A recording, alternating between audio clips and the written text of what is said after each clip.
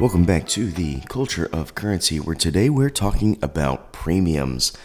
In the industry, we all kind of hate premiums to a degree, but do they need to exist? I would argue yes, and there's a lot of reasons for that.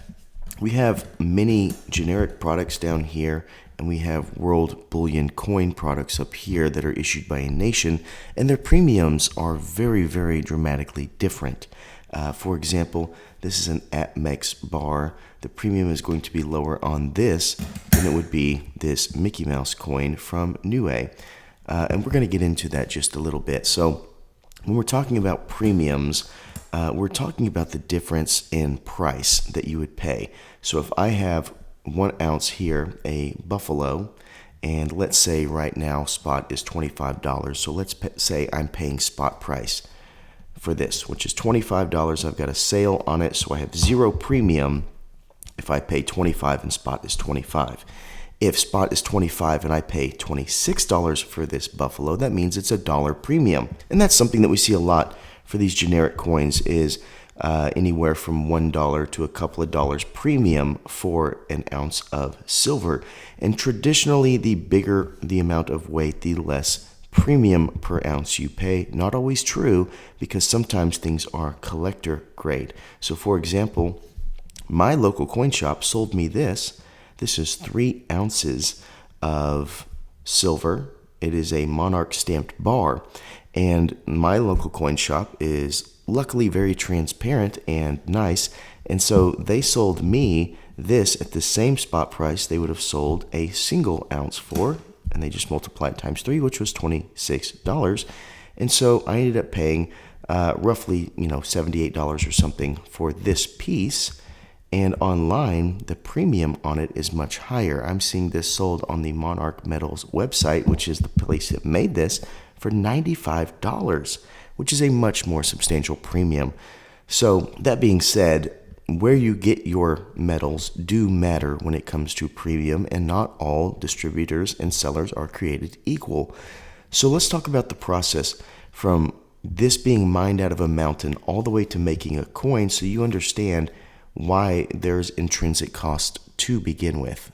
So when we think about these beautiful pieces of metal, we have to understand that they're just not laying out there. There's not coins sitting in the desert that somebody just has to go grab, right? We have to mine these, and so we need exploration and discovery, which we're usually talking about geologists with their expertise and technologies to locate potential areas that are going to be rich in deposits of these types of metals.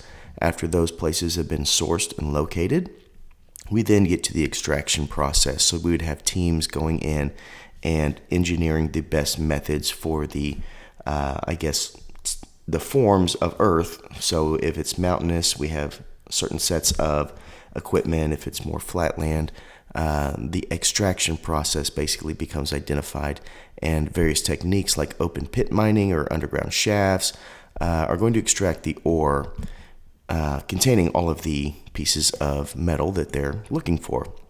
After they've got the ore, which is like hot silver or rocks with silver veins and stuff through it, maybe gold, they're going to have to start the process of pulling those and refining them. And there's many techniques. So one thing that is done a lot is crushing and grinding, where the ore is basically ground into powder, and then there's a separation process where they will be separating the ore from the actual silver.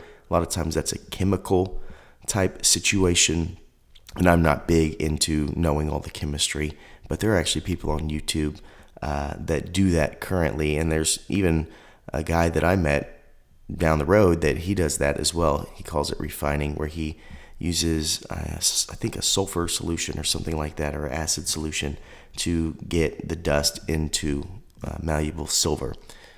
So basically, they'll do that. They'll separate the unwanted material, and they'll keep the stuff they want, and then they'll go to refine it.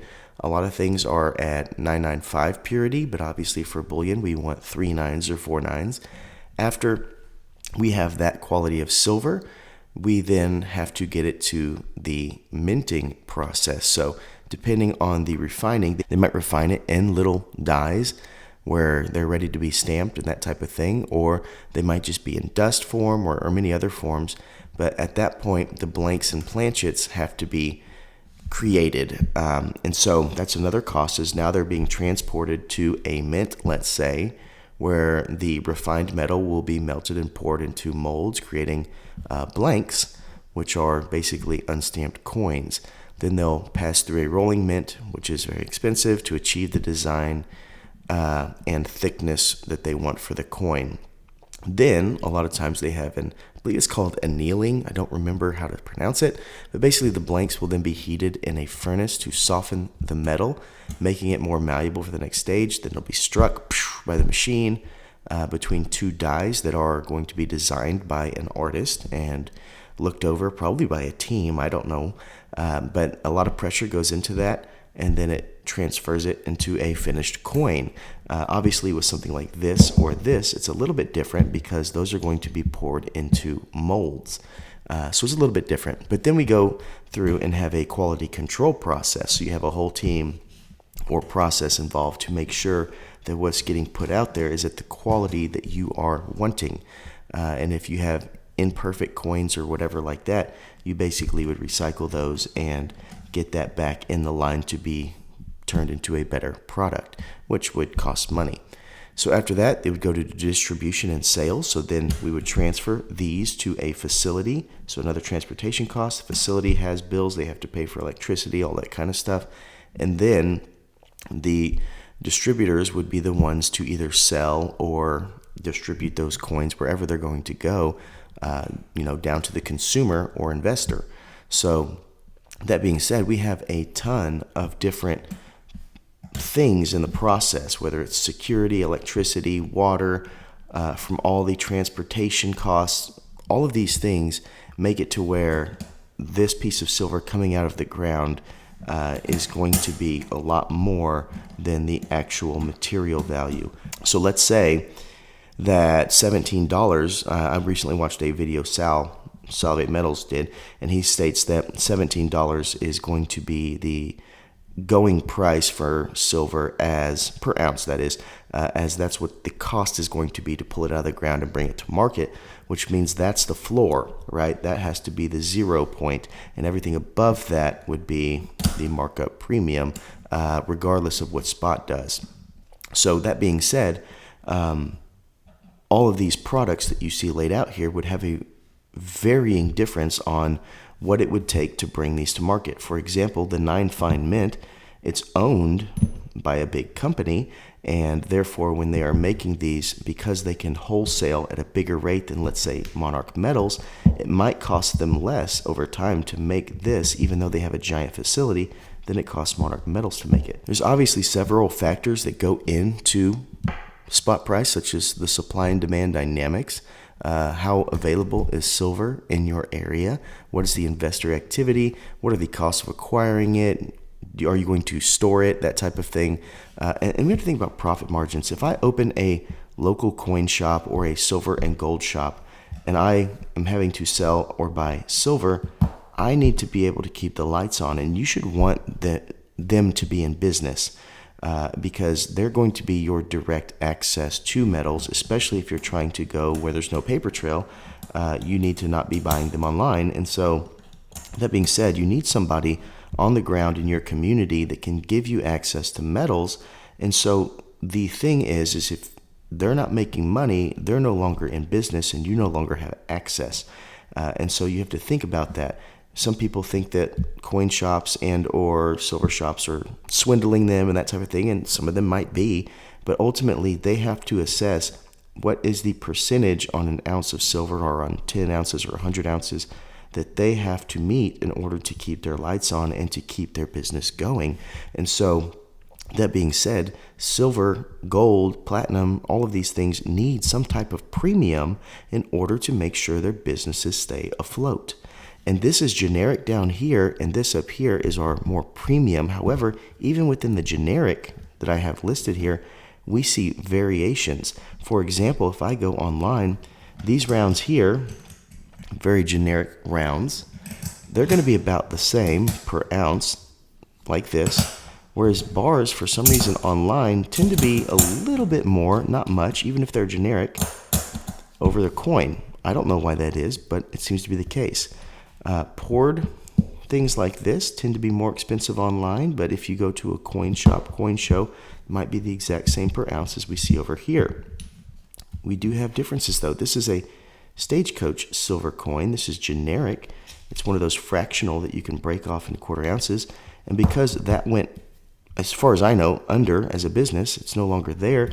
These are a little bit more rare to find in the marketplace. And so the value has shot up on those, even though it's generic. It's completely different than these. In fact, in some estimates, I've seen this being sold for $40, which is almost 2 ounces of silver for that product. So we do see disparities even within the generic. When we get to the premiums, it's completely different. This right here has Mickey Mouse on it, right?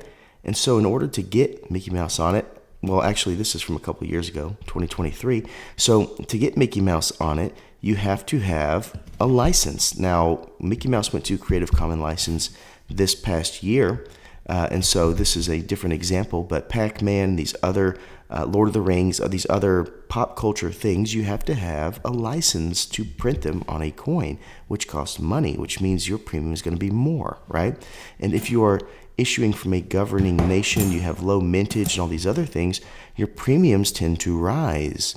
And so that's why a coin like this might cost you $10 over premium if it's brand new, and then a couple years later, when we can't necessarily track how many of those are in circulation anymore, and over time, we know that some of these are lost, destroyed, whatever, those values go up, especially if they're low mintage like that is.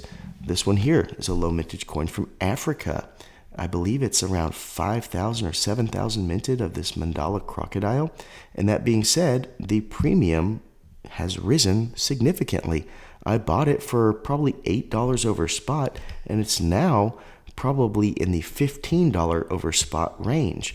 So we see giant disparities over time that are in the collector area. And we see that in sports memorabilia and all kinds of things where things you can collect currently are in the 5 to 7% range growing, and that is factoring in with inflation as well. So when we think about this and you have problems with paying too much for a premium product versus a generic product, we have to think about other things in life, right? So for example, brand recognition matters. It may not matter to you as much in the generic, but it should matter to you to a degree because you do a lot of things in life where you pay premiums. Let's say you're buying pre-cut apples. That's going to be more expensive. There's a bigger premium on pre-cut apples than there is to just buy apples, and then you cut them yourself. Coffee. You could make coffee at your house, and you end up paying roughly 25 to 40 cents a cup, depending on if you're grinding the beans yourself or doing a K-cup or whatever. But if you go to Starbucks, you're paying anywhere from $2 to $7 a drink. So we have conveniences and services that we are paying premiums in our day-to-day lives. And why should silver look any different? We understand that they're the same materials, but this is a higher quality, normally, material in a low mintage variety, and it's something that tends to have some type of importance, whether it's nature, history, culture, whatever it happens to be, that gives it a premium higher than our generic. So we should be, in my mind, okay with premiums as long as we understand that this is the designer handbag and this is the wallet that's been passed down that's kind of raggedy, but it's still the one you just like to have. You have differences. Walmart shoes, Nike shoes, right? Another example would be bottled water. You can drink water from your tap, which is, not very expensive, or you could buy designer Fiji bottled water and pay a couple of bucks a bottle for one of the most abundant things on earth. Therefore, with the bottling, the marketing, the logistics, everything within the process, you have a more premium version of the water and you have a more standard version of the water, and that's just like this. So knowing that, we have to understand that the tangible value, which is the silver itself, and the intangible value, such as a love for European history, and this coin, would be something that a collector would assess more intrinsic value to whereas a stacker might just say, I want the tangible value, which is just the silver at the lowest price possible. So understanding the differences in the more luxury premium versus the generic premium will help you understand that not all premiums are bad. In the coming days, we will have another unboxing of premium silver that I've ordered, 2 months worth of our $100 challenge. So make sure that you stay tuned, you stay subscribed, so that you catch that one, because we have some really, really cool coins coming to us in the next couple of days.